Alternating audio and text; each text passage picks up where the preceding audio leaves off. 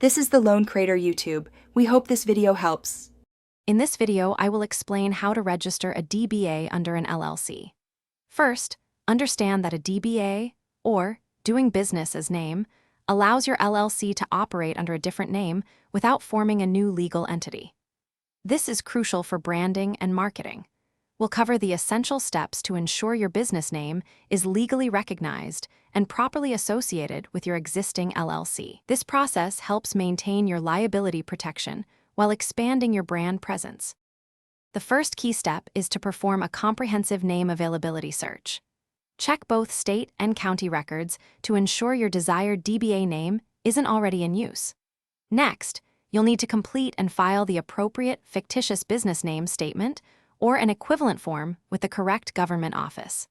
Some states also require you to publish a notice of your new DBA in a local newspaper for a specific period, often 4 weeks.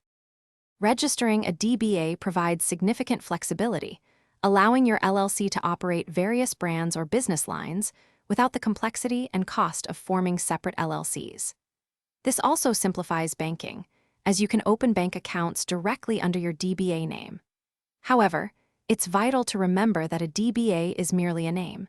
It does not provide any additional legal liability protection beyond what your existing LLC already offers. A common mistake is confusing DBA registration with trademark protection.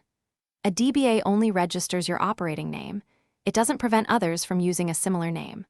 Always ensure that all your business licenses, permits, and contracts accurately reflect your registered DBA name to avoid legal discrepancies.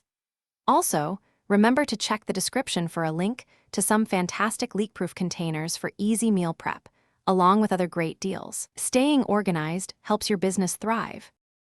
Thanks for watching. Consider subscribing if we helped you.